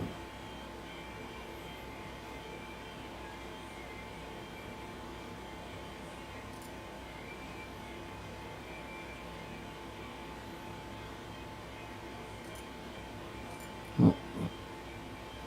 Okay, let's see.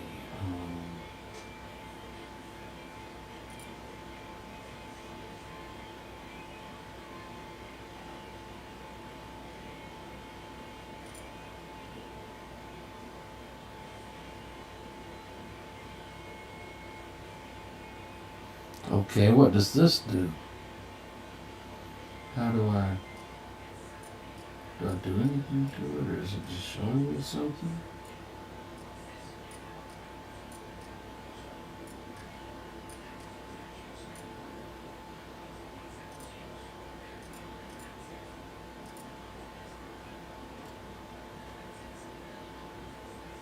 Okay, that's weird.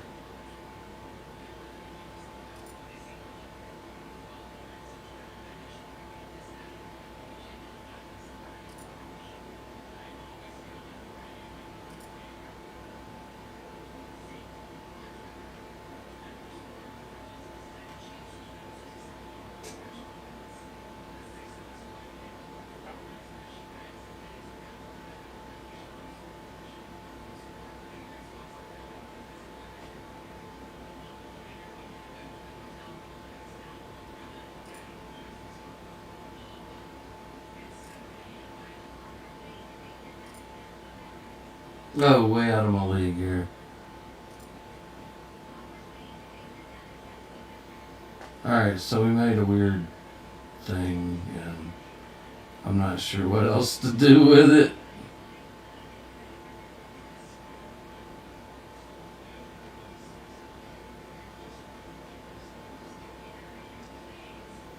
Is there like a... What is this?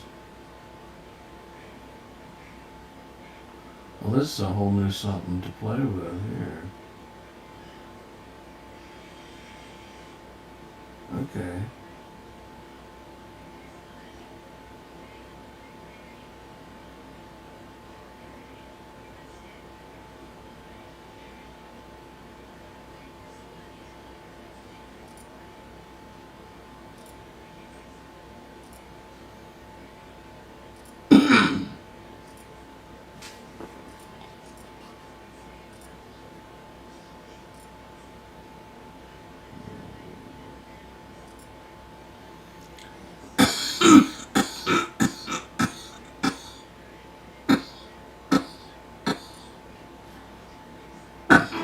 Mm.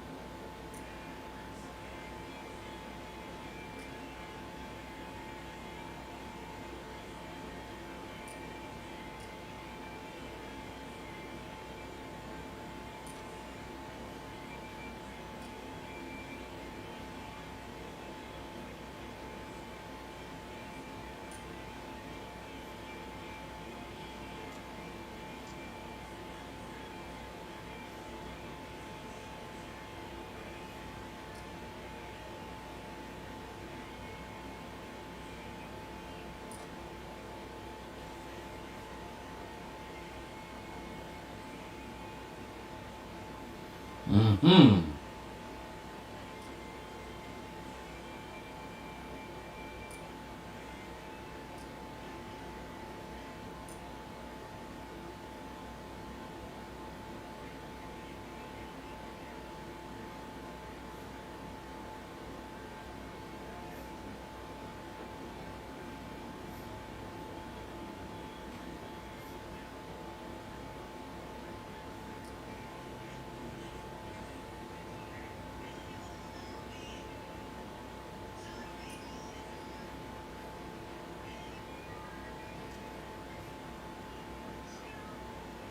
Mm.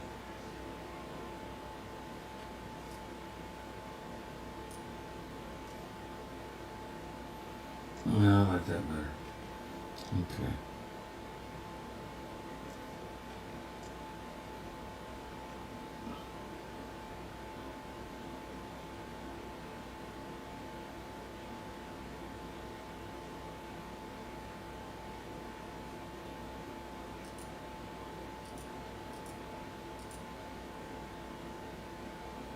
Mm.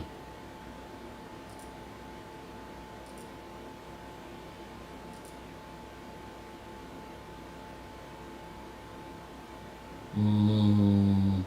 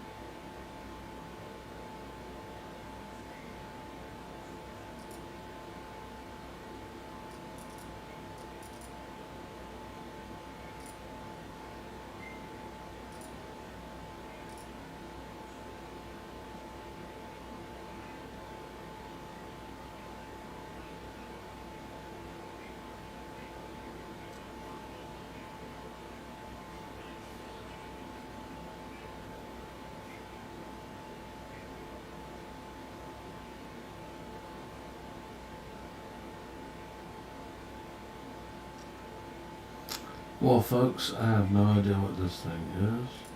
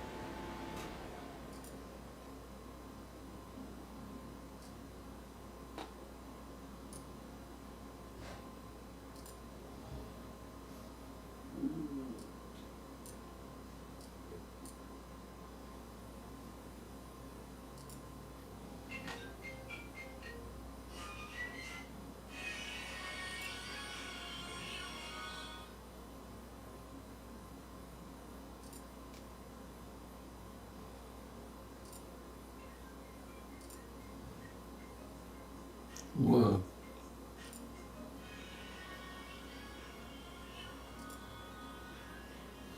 Huh. Whoa. That's new.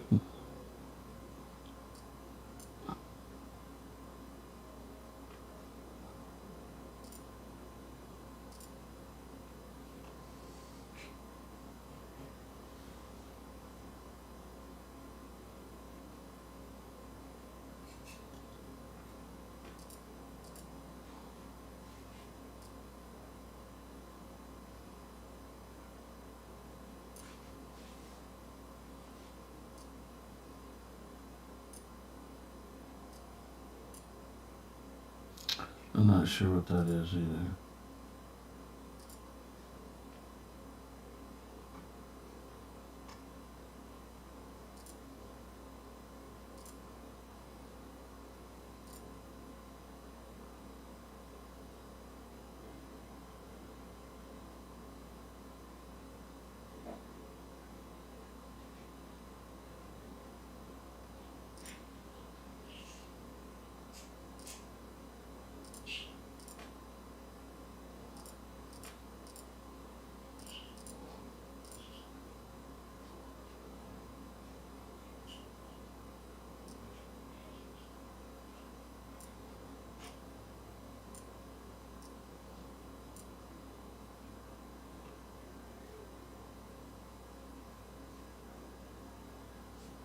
It looks almost slimy.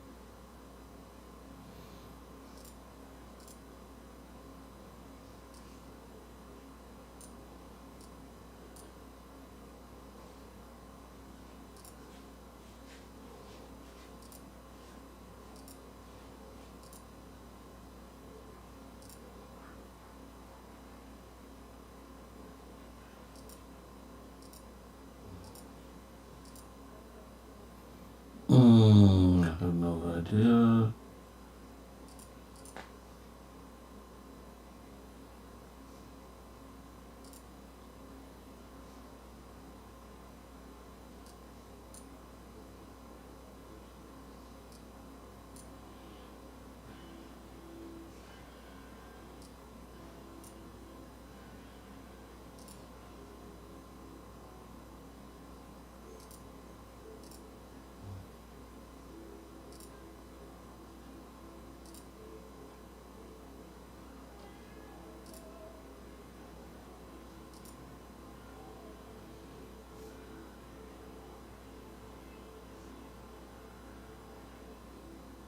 What is this?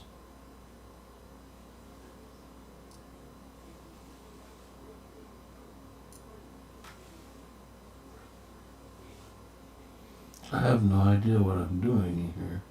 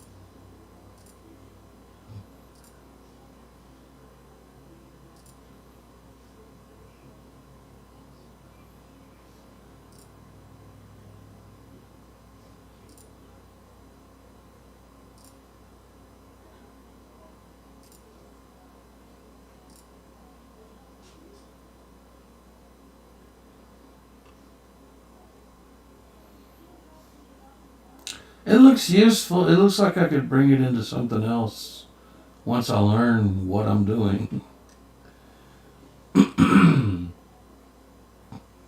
Maybe make a creature or something out of it. That's what I would like to do. Animate it to where all those things are kind of wandering around like tentacles.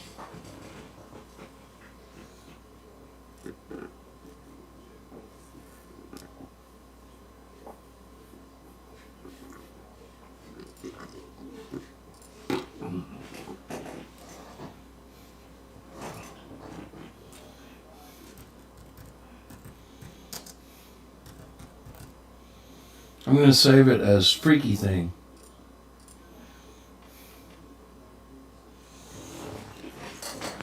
Anyways, I know it wasn't gaming tonight, and I know I don't know what the heck I'm doing. So I hope you did enjoy it a little bit. I just needed to practice in Blender, and we got lost, I guess. Anyways, that's gonna do it for this stream. Thank you guys for watching. If you like what you saw, leave a like. And if you're not subscribed, please subscribe. And I'll see you guys later.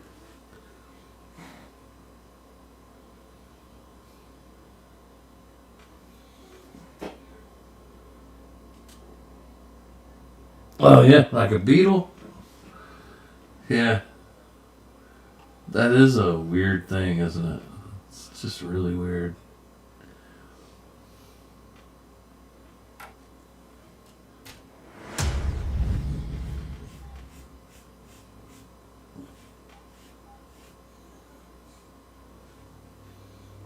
You too, Jose.